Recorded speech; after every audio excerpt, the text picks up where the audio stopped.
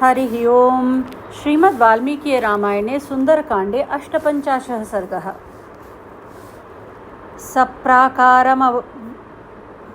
सप्राकारमवप्लुत्य पश्यामि बहुपादपम् अशोकवनिकामध्ये शिंशपापादपो महान्। तब उस परकोटे को लांघकर मैंने उस गृहोद्यान को देखा जो बहुसंख्यक वृक्षों से भरा हुआ था। उस अशोक वाटिका के बीच में मुझे एक बहुत ऊंचा अशोक वृक्ष दिखाई दिया। तमारुह्य च पश्यामि काञ्चनङ्कदलीवनम् अदूरान् शिष्यपावृक्षात् पश्यामि वरवर्णिनीम्। उस पर चढ़कर मैंने सुवर्णमय कदलीवन देखा तथा उस अशोक वृक्ष के पास ही मुझे सर्वांग सुंदरी सीता जी का दर्शन हुआ। श्यामां कमलपत्राक्षीमुपवासकृशाननां तदेकवाससंबीतां रजोध्वस्तशिरोरुहां। वे सदा 16 वर्ष की सी अवस्था में युक्त दिखाई देती हैं।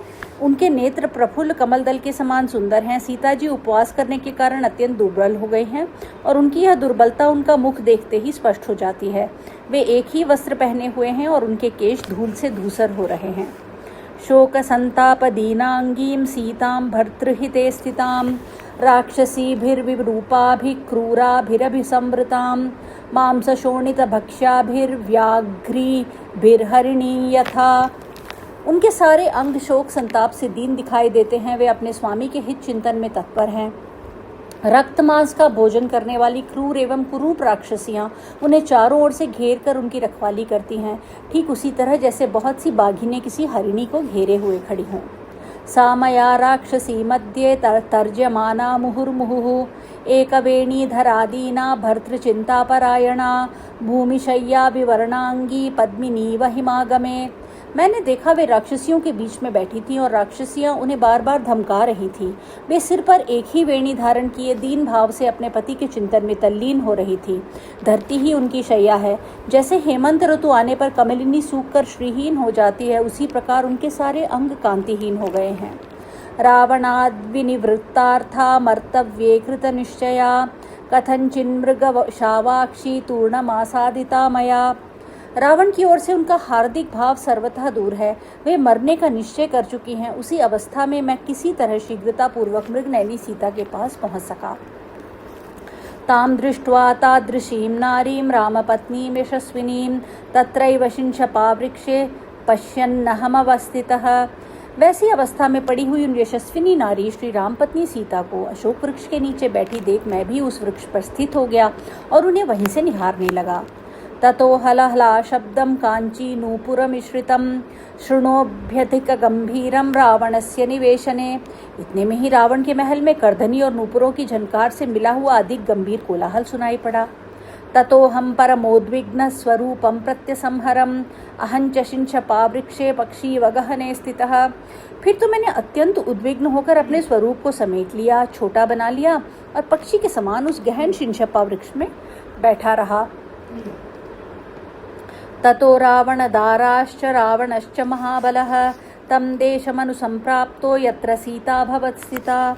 इतने ही में रावण की स्त्रियां और महाबली रावण ये सब के सब उस स्थान पर आ पहुंचे जहां सीता देवी विराजमान थी।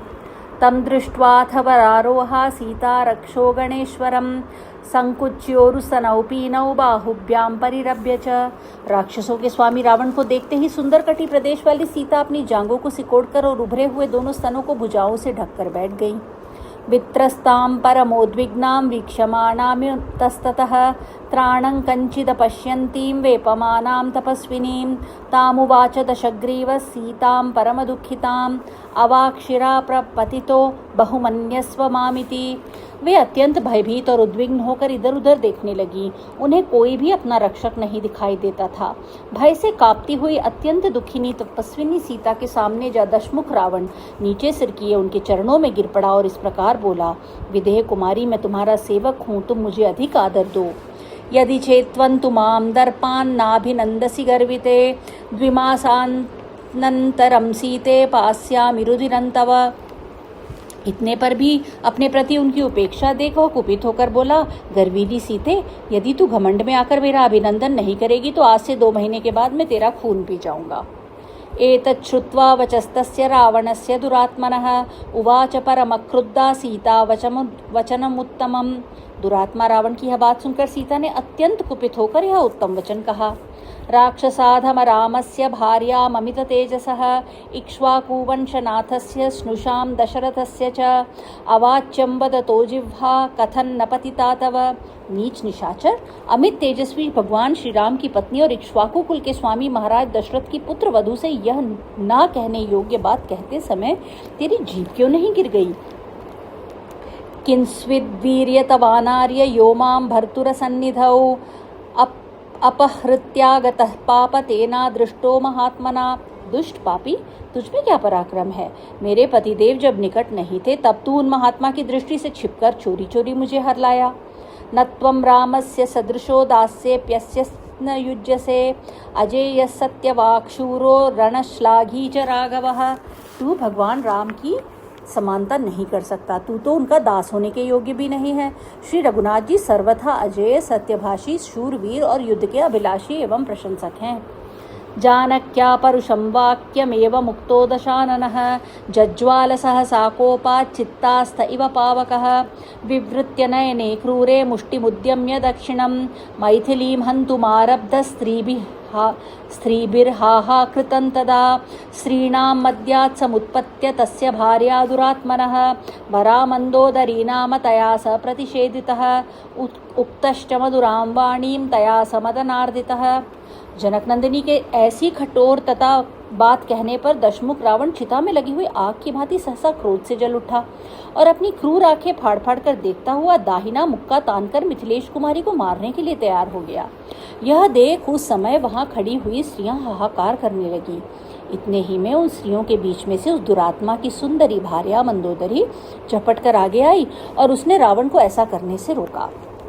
साथ ही साथ उस काम पीड़ित निशाचर से मधुर वाणी में कहा, सीतया तवंगिंकार्यं महेंद्र समविक्रम मया सह रमस्वाद्य मद्विशिष्टा न जानकी। महेंद्र के समान पराक्रमी राक्षस राज, सीता से तुम्हें क्या काम है? आज मेरे साथ रमण करो। जनक नंदिनी सीता मुझसे अधिक सुंदरी नहीं है।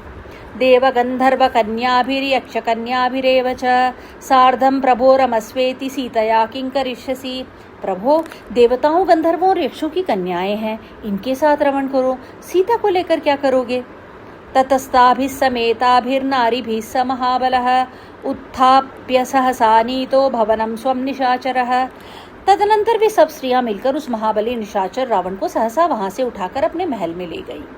या ते तस्मिन् दशग्रीवे राक्षस्यो विकृताननाः सीतान् निर्भर्त्सयामासुर्वाक्यैः सुदारुणैः। दशमुख रावण के चले जाने पर विकराल मुख वाली राक्षसियां अत्यंत दारुण क्रूरतापूर्ण वचनों द्वारा सीता को डराने धमकाने लगी। तृणवद्भाषितं तासां गणयामास जानकी गर्जितञ्च तथा तासां सीतां प्राप्य निरर्थकम्। परंतु जानकी जी उनके बातों को तिनके के समान तुच्छ समझा। उनका सारा गर्जन तर्जन सीता के पास पहुंचकर व्यर्थ हो गया। वृथा गर्जित निश्चेष्टा राक्षसस्य पिशिताशनाः रावणाय शशंसुस्ता सीता व्यवसितं महत्। इस प्रकार गर्जना और सारी चेष्टाओं के व्यर्थ हो जाने पर उन मांस भक्षणी राक्षसियों ने रावण के पास जाकर उसे सीता जी का महान निश्चय कह सुनाया। ततस्ता सहिता सर्वा विहताशा निरुद्यमाः परिक्लिश्य समास्तास्ता निद्रावशमुपागताः। फिर वे सबकी सब अनेक प्रकार से कष्ट दे हताश तथा उद्योग शून्य हो निद्रा के वशीभूत होकर सो गईं। तासु चैव प्रसुप्तासु सीता भर्तृहिते रता विलप्य करुणं दीना प्रशुशोचसु दुःखिता। उन सबके सो जाने पर पति के हित में तत्पर रहने वाली सीता जी करुणापूर्वक विलाप कर अत्यंत दीन और दुखी हो शोक करने लगी। तासां मद्यात् समुत्थाय त्रिजटा वाक्यमब्रवीत् आत्मानं खादतक्षिप्रन्न सीतामसि ते क्षणां जनकस्यात्मजां साध्वीं स्नुषां दशरथस्य च। उन राक्षसियों के बीच से त्रिजटा नाम वाली राक्षसी उठी और अन्य निशाचरियों से इस प्रकार बोली, अरे तुम सब अपने आप को ही जल्दी जल्दी खा जाओ, कजरारे नेत्रों वाली सीता को नहीं। ये राजा दशरथ की पुत्र वधू और जनक की लाडली सती साध्वी सीता इस योग्य नहीं है। स्वप्नो हृदयमया दृष्टो दारुणो रोमहर्षणः रक्षसांच विनाशाय भर्तुरस्याजयाय च। आज अभी मैंने बड़ा भयंकर तथा रोंगटे खड़े देखने वाला स्वप्न देखा है। यह राक्षसियों के विनाश तथा इन सीता देवी के पति की विजय का सूचक है। अलमस्मान् परित्रातुं राघवाद् राक्षसीगणम् अभियाचाम् वैदेहीमेतद्विद् मम रोचते। ये सीता ही श्री रघुनाथ जी के रोष से हमारी और इन सब राक्षसियों की रक्षा करने में समर्थ हैं। अतः हम लोग विदेह नंदिनी से अपने अपराधों के लिए क्षमा याचना करें, यही मुझे अच्छा लगता है। यदि ह्योवं विधः स्वप्नो दुःखिताया प्रदृश्यते सा दुःखैर्विविधैर्मुक्ता सुखमाप्नोत्यनुत्तमम्। यदि किसी दुखिनी के विषय में ऐसा स्वप्न देखा जाता है तो वह अनेक विध दुखों से छूटकर परम उत्तम सुख पाती है।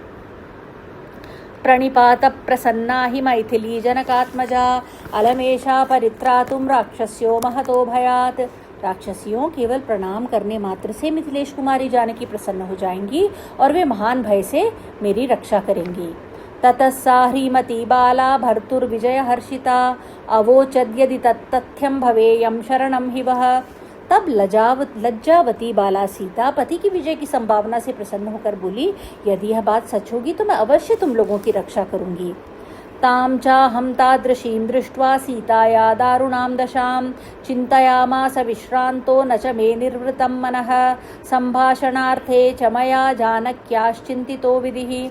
कुछ विश्राम के पश्चात मैं सीता की वैसी दारुण दशा देखकर बड़ी चिंता में पड़ गया। मेरे मन को शांति नहीं मिलती थी। फिर मैंने जानकी जी के साथ वार्तालाप करने के लिए एक उपाय सोचा। इक्ष्वाकुकुलवंशस्तु स्तुतो मम पुरस्कृतः श्रुत्वा तु गदितां वाचं राजर्षिगणभूषितां प्रत्यभाषत मां देवी बाष्पैर्पिहितलोचना। पहले मैंने इक्ष्वाकु वंश की प्रशंसा की। राजर्षियों की स्तुति से विभूषित हो मेरी वह वाणी सुनकर देवी सीता के नेत्रों में आंसू भर आए और वो मुझसे बोली, कस्त्वं केन कथं चेह प्राप्तो वानरपुंगव काच रामेण ते प्रीतिस्तन्मे शंसितुमर्हसि। कपि श्रेष्ठ, तुम कौन हो, किसने तुम्हें भेजा है, यहाँ कैसे आए हो और भगवान श्री राम जी के साथ तुम्हारा कैसा प्रेम है, यह सब मुझे बताओ।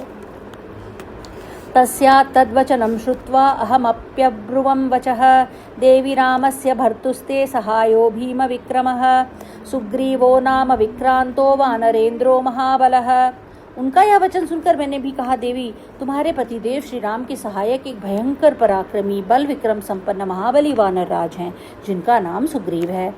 तस्य मां विद्धि भृत्यं त्वं हनुमन्तमिहागतं भर्त्रा संप्रहितस्तुभ्यं रामेणाक्लिष्टकर्मणा।